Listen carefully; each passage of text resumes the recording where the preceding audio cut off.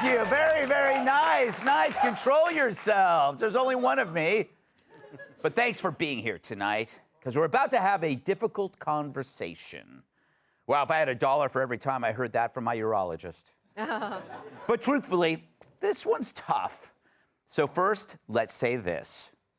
Warning, what you're about to hear is a serious topic. If you don't think you can joke about a serious story, we suggest you consider spending the next 15 minutes doing some macrame, a few sets of sit-ups, or reading an online brochure about timeshares. But if you can handle a tough subject with a few jokes sprinkled in, then we've got a good one for you. All right. Well, I'm glad you guys all stayed. Now, I need to start out by pointing out that Russell Brand and I are friends. Do I know him well? No. When I lived in London, I knew of him. His reputation was as well known as Winston Churchill, Benny Hill, and tooth decay. There was a time when we hated each other. Greg Gutfeld vibrates as a human being in hatred. Greg's a bit of a swine and a bit of a snide. You're a silly sausage. You're stealing oxygen and you're wasting time. Your name, your weird facial orifice looks like a caving in anus. And most importantly, your views, your espousing of hatred, your emptiness, the echoing tub of your mind. This does not look like an anus. But gradually that changed. He's been on the show, we've talked, we've corresponded, hell, we even swapped skincare tips. So today, yes, I'd say we're friends, and I'm not walking away from that, because it's easy to be a friend when times are good. So, I want to talk about patience and refraining from trying someone in the court of public opinion, because that's part of this story. If you're sitting where I am, you know, on a pile of money, you have to ask, how do we report on this story accurately? How do we do it justice? And I mean actual justice, not social justice. How do we avoid trial by Twitter, which is now called X?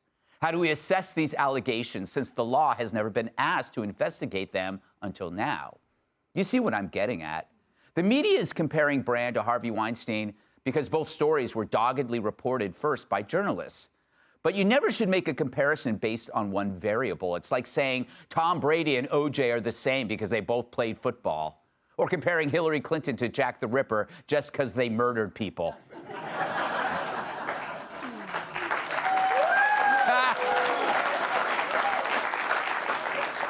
But you see how it works. That's not reporting, that's bomb throwing. And it's just more proof that we live in an era when investigative reporting is dried up like airplane glue on the inside of Hunter's nostrils. Speak of the devil. Did we see this kind of meticulous search for sources and stories involving Hunter, or the Steele dossier, Epstein's client list, or pretty much any story these days?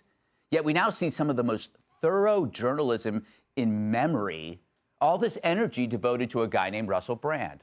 Not Justin Trudeau or Joe Biden or Bill Clinton. And Clinton's charity seems shadier than Brian Stelter's feet. Because, you know, he's... Never over. Yeah. Shade.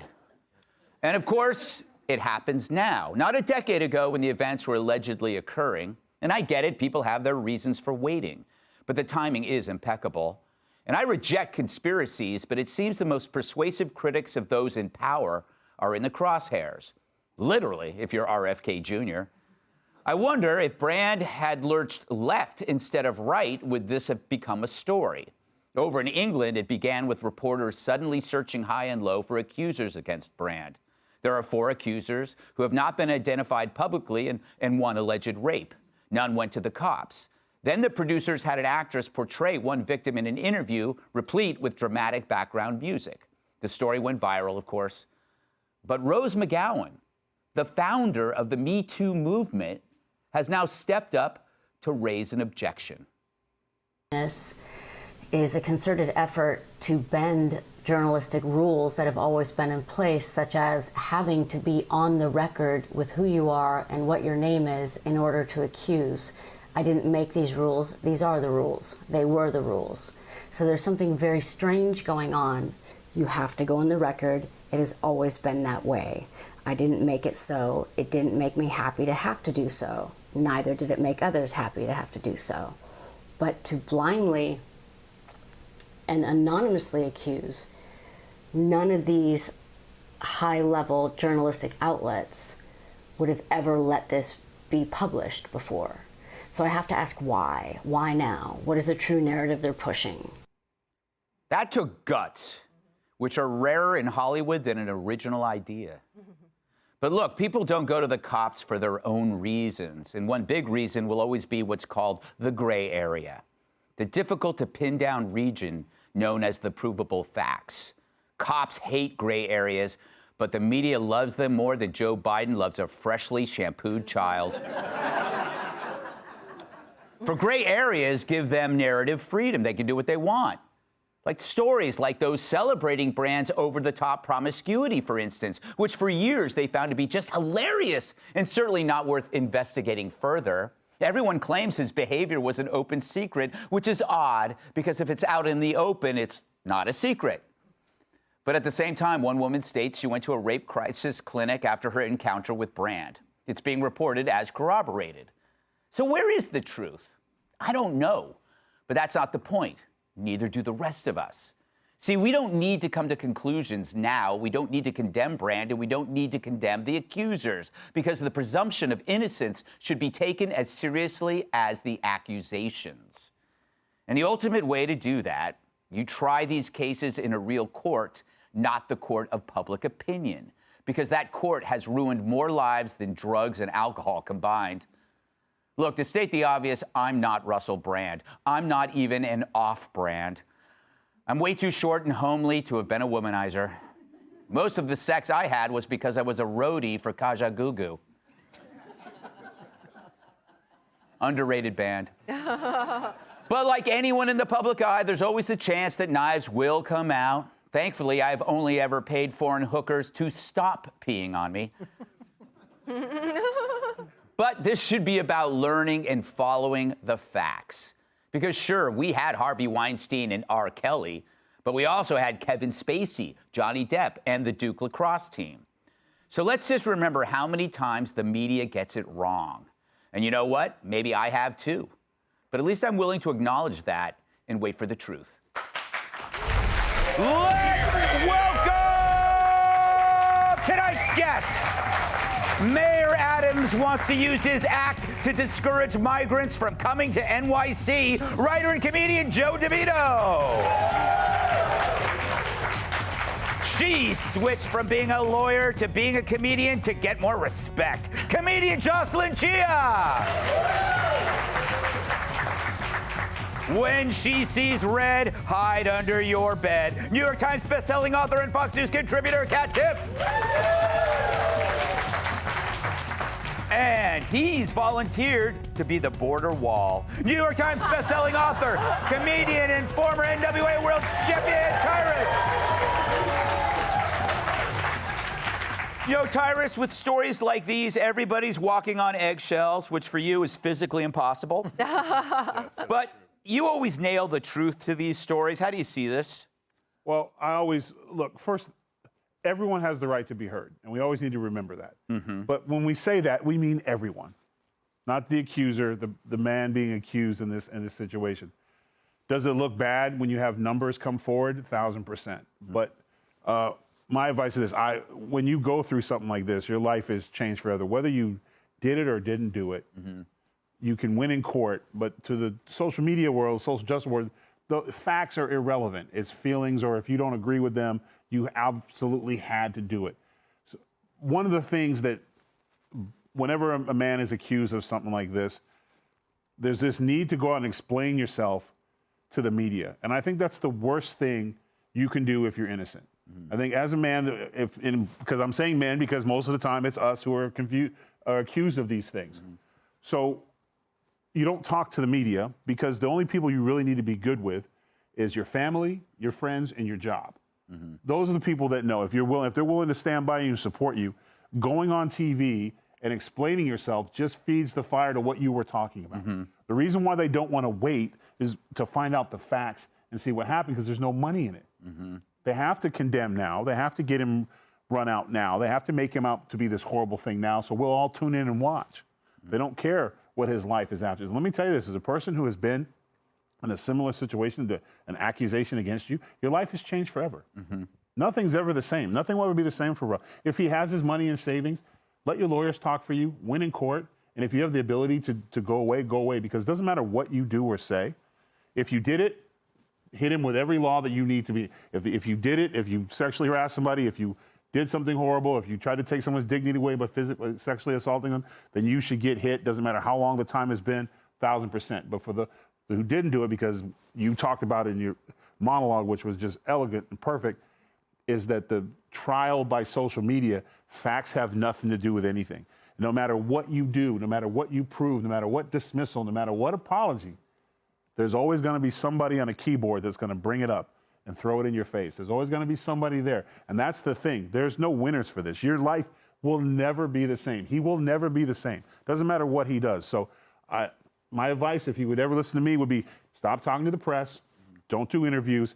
Be right with your family, your company, and your lawyers. Don't talk to them, because if you feed the zoo, you're going to get the zoo, because that's all they want right now. Mm-hmm. You know, Jocelyn, what a great topic for your first time on the show. Right. Yeah. Like we planned it. I planned it for you. You know why? Because you used to be a lawyer. And I'm interested, as a lawyer/comedian, do you have any issues with the anonymity or the timing or anything?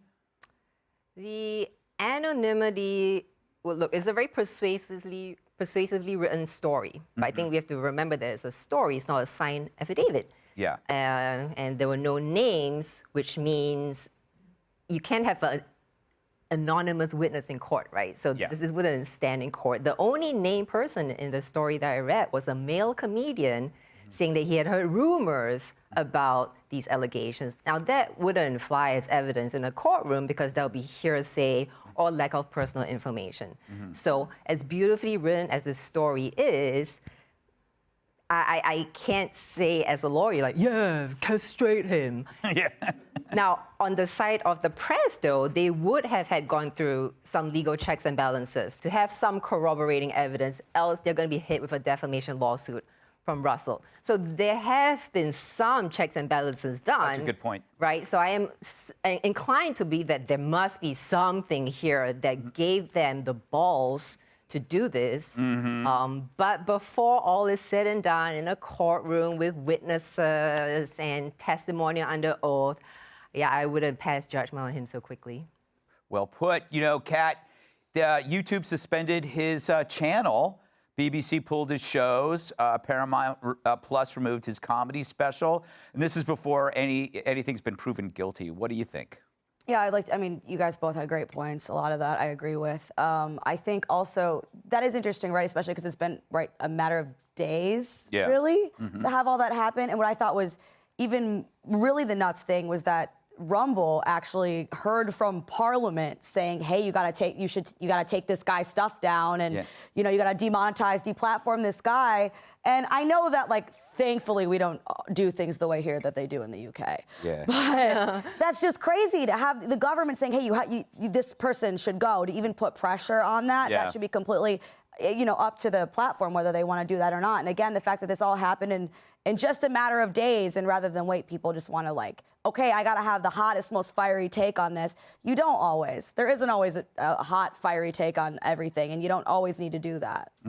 When you said Parliament, I thought of the cigarette company. Yeah. But it's actually that weird organization in England that wears the wigs, and they have that big giant clock. You know, I never was really good with history, Joe. What do you make of this? Well, you're a comedian, or you claim to be. I do, and I was not a lawyer, so I won't use legal terms like balls. How about sack? Sack. The advice I would give him now is maybe don't dress like a cult leader for a while. Chill it out a little bit. But in a case like this, I'll say 3 words.